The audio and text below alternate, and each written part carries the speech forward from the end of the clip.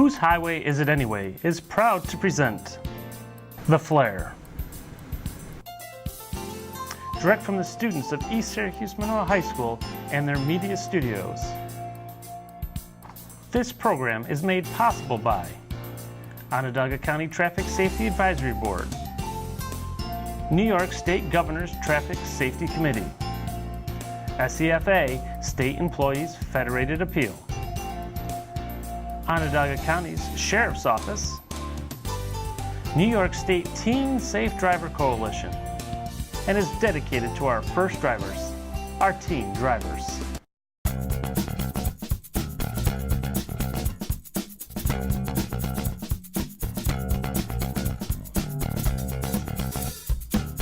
Welcome to The Flare. I'm your host, Dana Mascari, and on today's show, we will feature the difficulties of being a snowplow driver, head out on the street to get driver's feedback, head into the garage to learn about wipers, and get a sneak preview of our new game show, Majority Rules.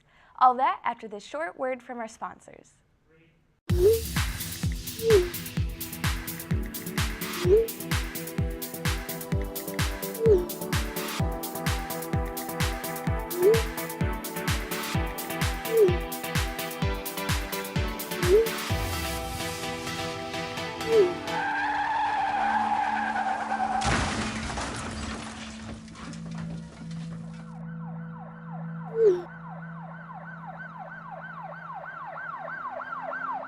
My dad is bringing home the best birthday cake ever. Should have been here a half hour ago.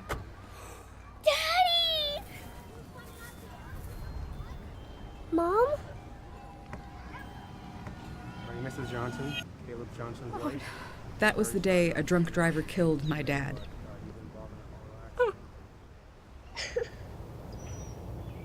This is how I celebrate my birthday now. Impaired drivers take lives. Think. Have you ever been caught in a dangerous driving situation? All drivers experience moments of uncertainty or even fear while driving. We approached regular individuals and asked them about their dangerous driving experiences or potential driving mistakes.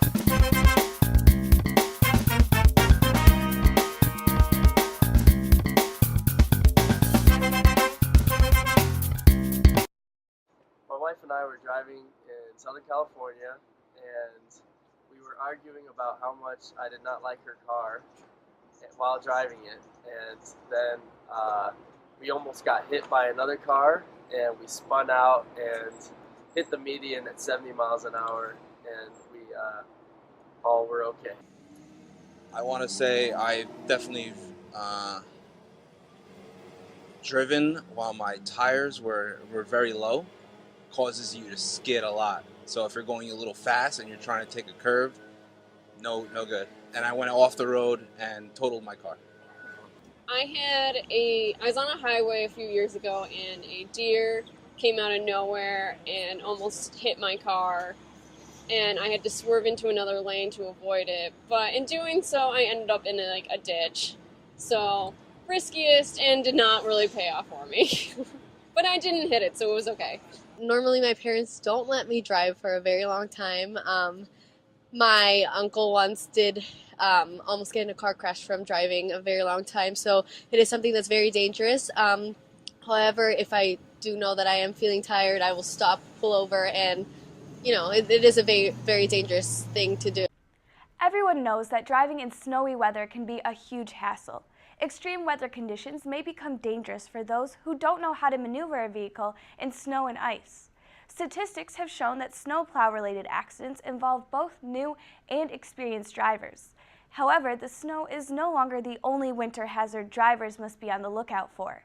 Drivers now also have to look out for snowplows.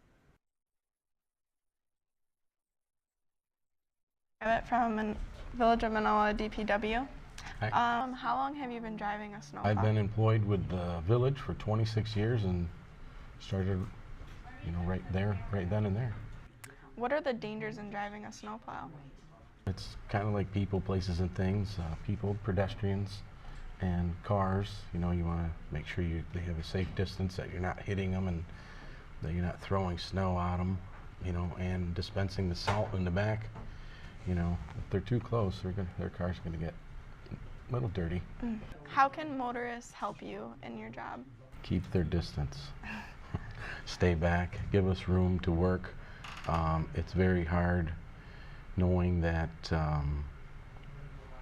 you can't see sometimes a motorist behind you, and with you throwing the snow off, sometimes it creates a cloud, a dust cloud behind there, snow cloud, and you really can't see sometimes. You can't see the motorist behind you, and it's best to stay off the road. If they're plowing, probably shouldn't be out there. Yeah. How much salt do you put on the roads during a year? Depends on the conditions. Snowy, icy days, you'd go out more often, and there's different products that they put into the salt to help work. It depends on the temperature of the what it is outside and the road temperature. Sometimes just regular road salt works at like 32 to, I'm not pretty sure on the numbers, 32 down to like 25 to 20 degrees.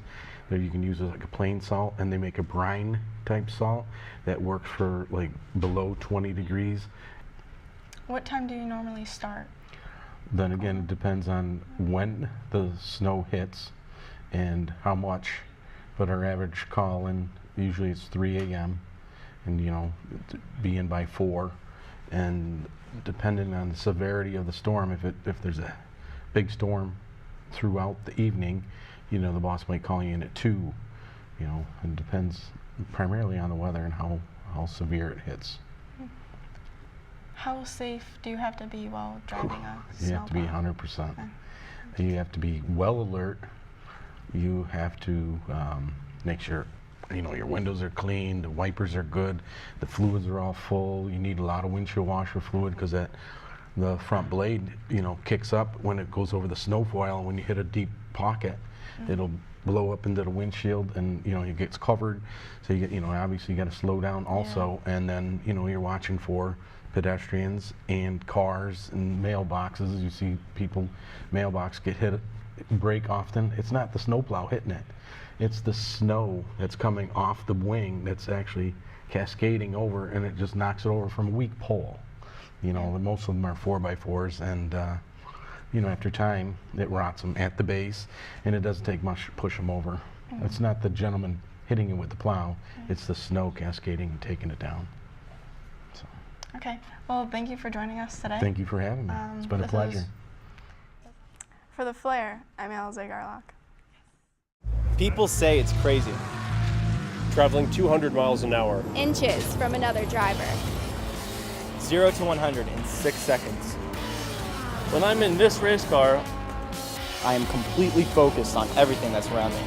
You know what's crazy? Texting and driving. Over 1,000 people get injured or die every day because they weren't focused. Texting and driving? Now that's crazy. Smartphone, dumb idea. Don't text and drive.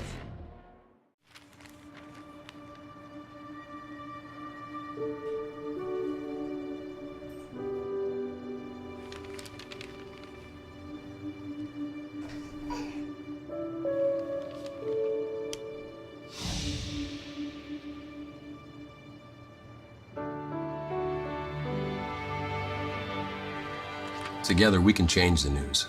Find out how at safekids.org. Imagine a world where impaired driving doesn't exist. A world where I always come home safely. And I get to tuck my children in every night. A world where I'm free to grow up. And follow my dreams. Without worrying about other people driving impaired. Who would you change? Who would you do? To make this world our own. Would you put your phone away?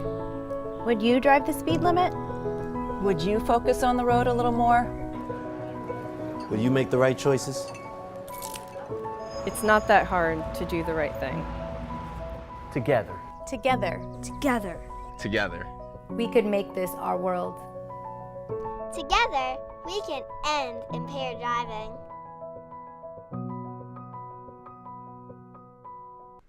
A class in Nashua, New Hampshire sent us some footage of their own and provided several important tips to keep young drivers alive.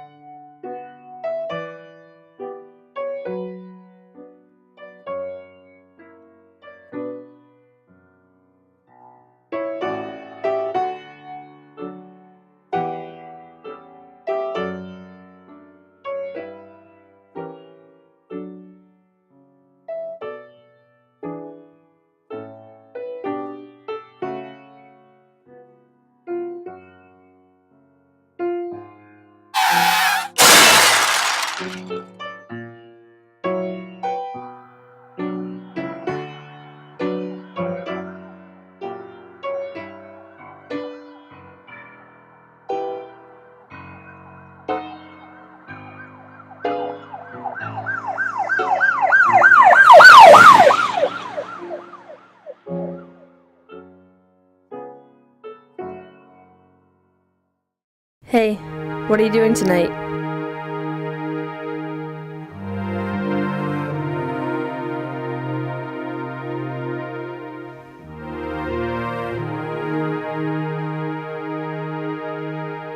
Sarah's having some people over tonight. Wanna go? Yeah, let's go.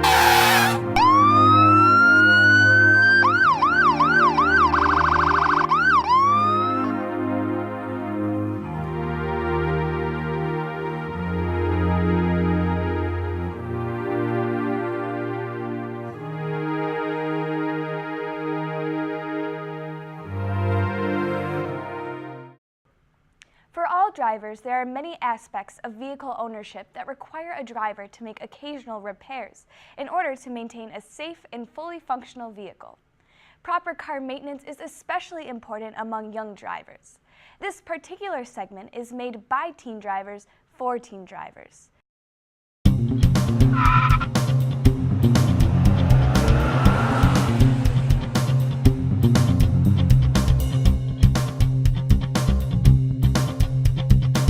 Today's lesson is about visibility and being able to see while you drive. The main thing is, first thing you start off with is your windshield washer fluid. There's different types. If you live in a cold climate, it freezes in the winter time and stuff, I'd go with a -20 or anything less than that. And if you live in a warm climate, you can use above freezing. It's just that way because if you use above freezing and it freezes, your windshield washer fluid reservoir will crack and it'll just cause problems. And the first thing you do is obviously pop the hood.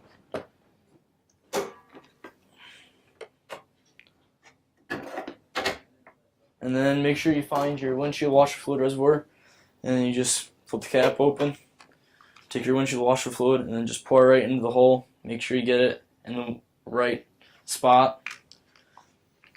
There's 3 different kinds of blades, windshield wipers. This one is a summer one.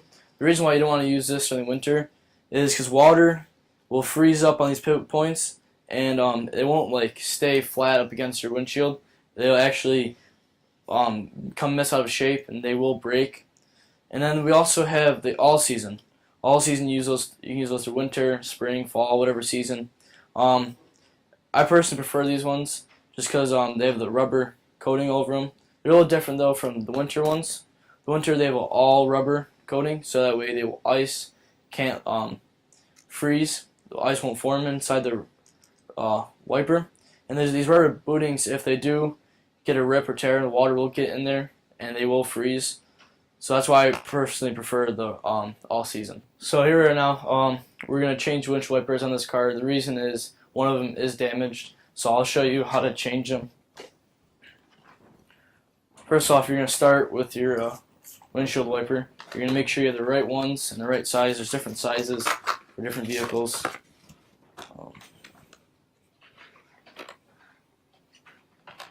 Pretty easy, just take them out of the box.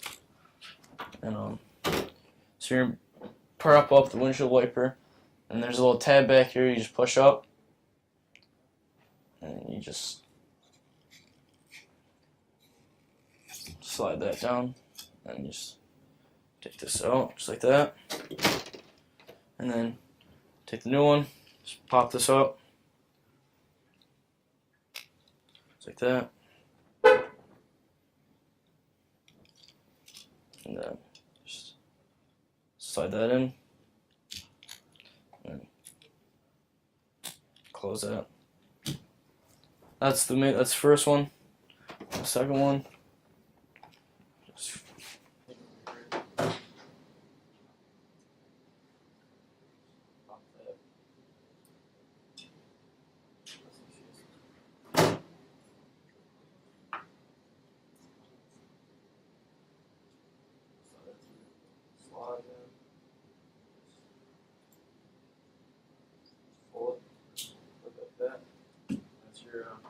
it is damaged, the rubber where it goes on the windshield.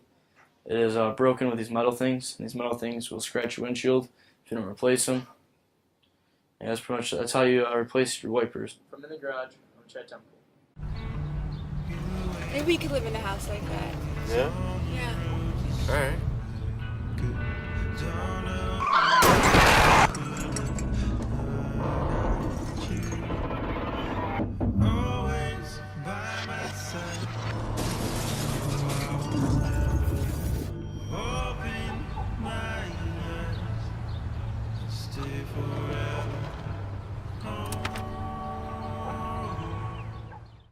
I couldn't believe this happened to our family. Why aren't people screaming from the rooftops that this is dangerous? Because someone made one stupid mistake. I'm an only child. I said, "You've got to stop this." I said, "You're going to have a wreck."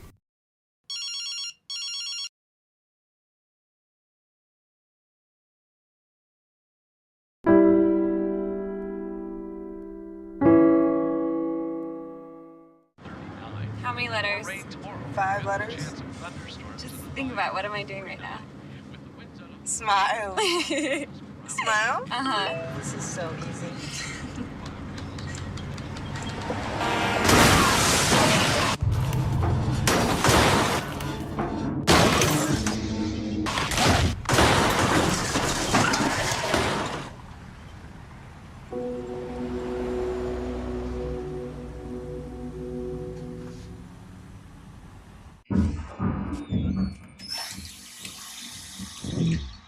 Hey, buddy. Looking good. You know what we gotta do, right? Let's go. Come on. You're a good driver. That's not. Get in the car. No. I don't think I should do this. Just get in the car!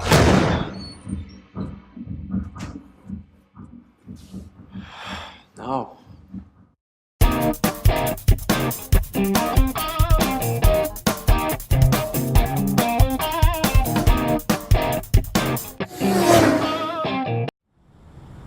Hey kids, today I'm going to show you what happens when you put your car in neutral. You know, it'll be a great time for a selfie. My phone! Wait, my car! My phone! I got my phone. I don't know about my hand, but this is why you don't put your car in neutral. You pay attention. For the repairs you cannot perform yourself, you may consider taking your car to a body shop. Will your distracted driving cause an accident? Nationally, 963,000 teen drivers were involved in police-reported motor vehicle crashes in 2013. Whether these crashes are major or minor, they still have to be taken care of. You should contact your insurance company to get the deductible, then choose your repair shop. While your car is getting repaired, a loaner car is recommended by body shop manager Lee Walters. We definitely recommend the rental car add-on on the policy. There are many things that cause distracted driving, such as texting, loud music. What we're seeing lately, the shop is just full of them, are rear end damages on a car that you can see the vehicle that hit it never even attempted to apply their brakes, which leads us to believe in our industry that there's a lot of texting and phone use going on that really shouldn't be going on, and it's, unfortunately, or fortunately for our industry, it's keeping the shop full, but a lot of people are getting hurt, and a lot of cars are getting damaged as a result of it. Another factor that leads to accidents is driving in snow. During the winter, the driver should take caution when on the road. Winter is the season with the most accidents. Yeah, typically the first bad winter storm or the first super sunny day when people are looking around not paying attention to the road.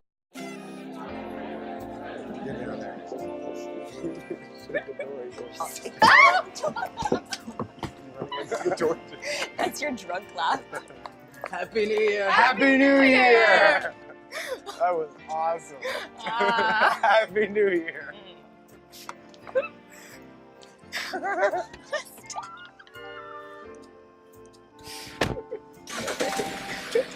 Yeah. Thanks, buddy. They'll see you before you see them.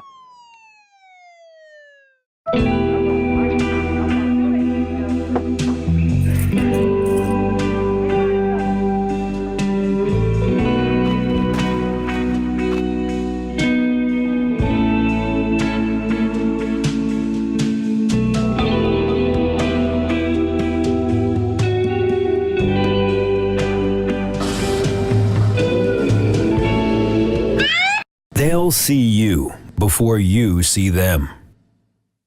Wow. I'm glad I met her. I can't believe he asked me to go home with him. Should I tell her? He's so legit. Funny, cool clothes. Is now when I should tell her? Okay, that was kind of awkward, but no big deal. Oh, and he's got a nice car.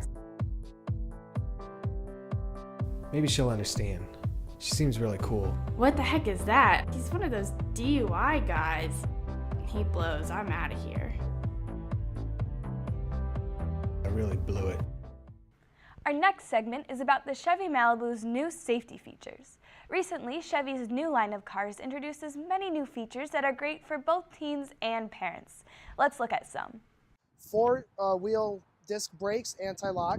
One of the newest features it has is actually a report card, teen driver. What that's going to do is it's going to allow parents to see how their kids drive in the car. It does things, you can set an over speed warning, you can set that for 45, how their kids drive in their car. It's going to help them become... I think that they really think it's a good idea as far as making sure that the vehicle's taking care of the passengers. Any way you can protect your passengers and your family is going to be a good thing.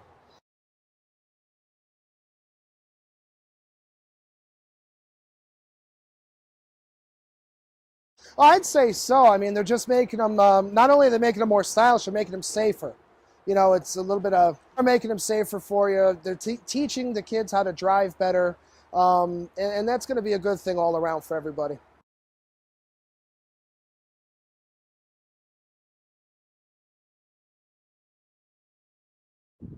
Well, you know, with the new Malibu, what they're doing is they're protecting you before a crash happens, during when a crash happens, and afterwards. Before, of course, you know, some of them are equipped with park assist. There's almost like a radar mounted on the back. As you're backing out of a spot, that's going to measure 66 feet on either side of the vehicle. It's going to let you know if something's coming from that side. During the accident, if there ever is one, of course we don't want to have an accident, but if there is, got those 10 airbags. And afterwards, you have OnStar, the peace of mind with OnStar. Now, every new Chevrolet is going to come with 6 months of the guidance plan of OnStar, which is their top-level service. Just like in the radio and TV commercials. If the airbags deploy, they're right there on the spot. Hey, are you okay? If you're not responsive, they send help to you. Now, the nice thing is, too, with the new Chevys, unlock your vehicle if you lock your keys in. From your phone, there's an app called the Remote Link application. You can lock, unlock, and remote start your car from your phone. It extends the range. Just think if you're up at the Dome, right? You're parked at Skytop, you know, you're watching the basketball game, it's snowing outside. You start your first cycle before you get on the bus, runs for 10 minutes. You start your second cycle, you got a nice warm Malibu when you get back to Skytop.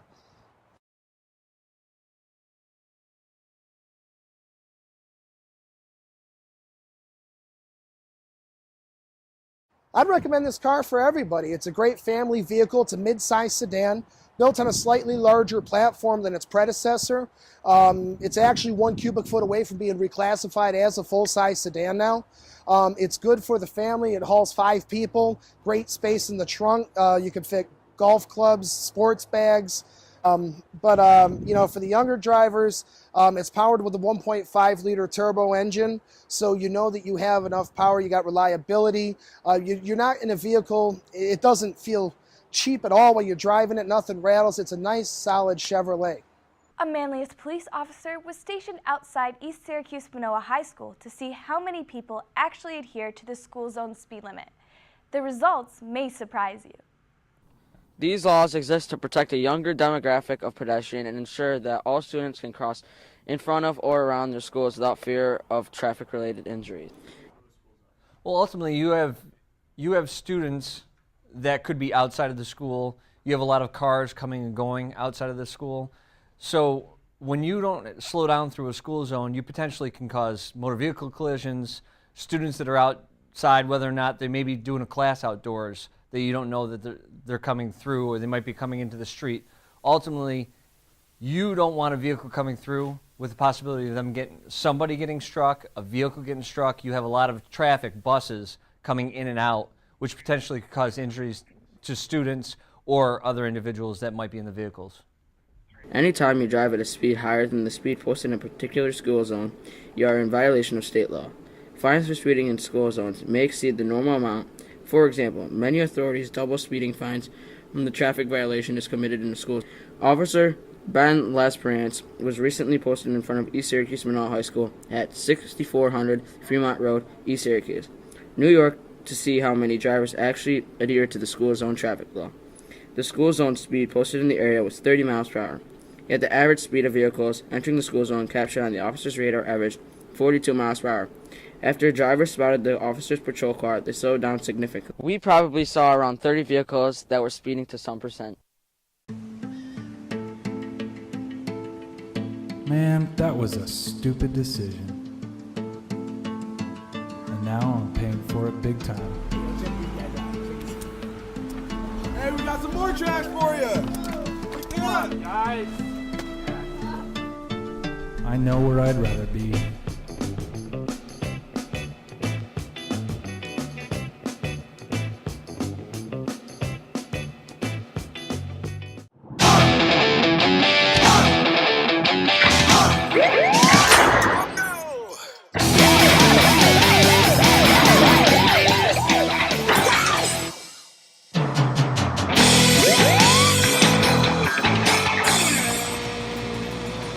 The next time you fake wearing your seatbelt, remember this.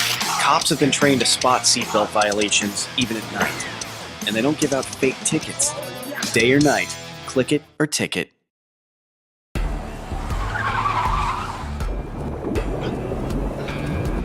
Hey, there's no way you can hide it. If you drive drunk, they're gonna find you. So stop kidding yourself. Sir, have you been drinking tonight? Sir, have you been drinking this evening? Sir, have you been drinking tonight? They will catch you and arrest you. Drive sober or get pulled over.